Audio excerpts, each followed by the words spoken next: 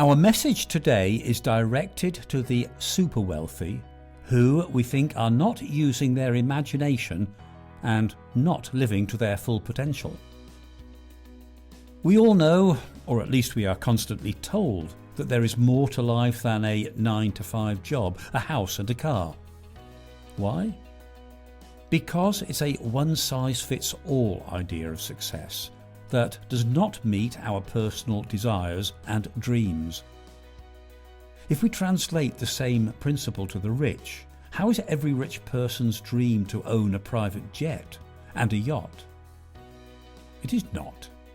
This is just a standard idea of success that rich people want to meet in order to receive the approval and admiration of their friends and peers, just like everyone else.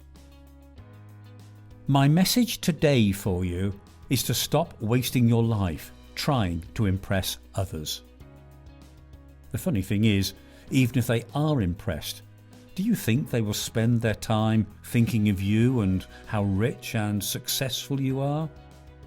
Of course not. They will briefly acknowledge it and go on with their own lives and pursue their own dreams. Do you think that lying on your deathbed you will be proud of how many people were impressed with your yacht? We very often neglect our deepest needs and desires in order to fit into socially accepted stereotypes of success. So in order to avoid missing out on the most important things in our lives, we need to start soul-searching before it's too late. This is, of course, true for everyone, but especially for rich people, since in my opinion they fall into this trap even more often than everyone else. If everyone around you is a yes man and everyone tells you that you are living the dream, it must be true, right? Well, I don't think so. I have this theory of symmetrical happiness, where in order to be truly happy, you need to fulfill your dreams symmetrically. That means that yes, you have material needs that have to be addressed, but every one of us has other needs.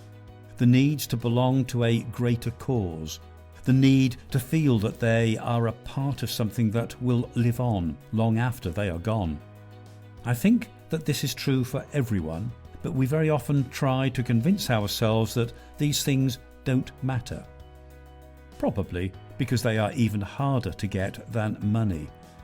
If we fulfill our material needs and neglect the rest, I think that we can't be as happy as the people who live to their full potential and build symmetrical happiness.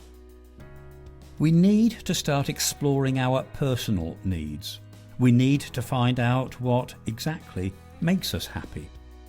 The industry that makes luxurious things are like parasites, sucking the blood of the rich people.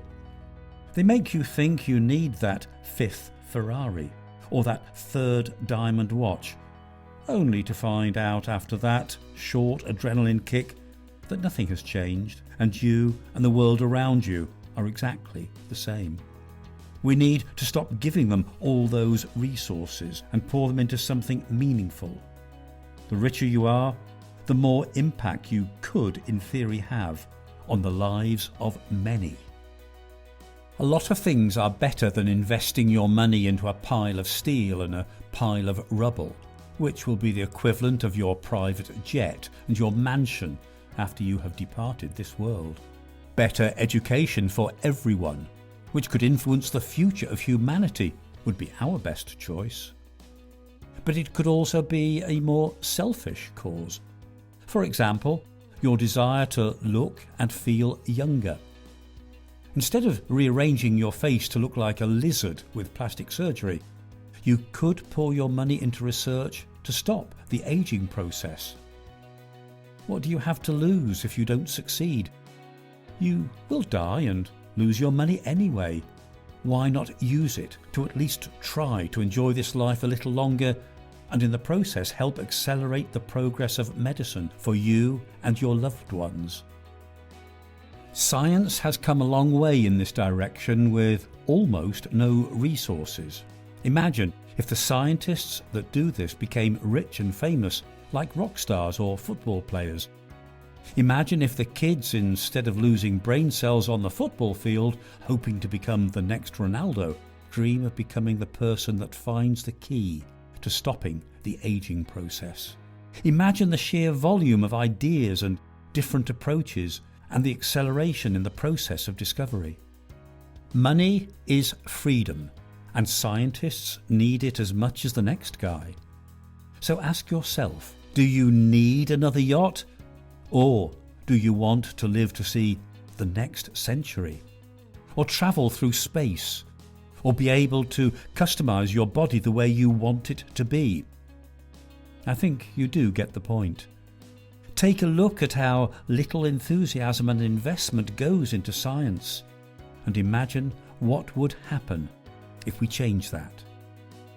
We need to start dreaming big. If you agree with us, help us spread this message by liking and sharing this video. Tell us what you think in the comments below, and subscribe for more future thoughts.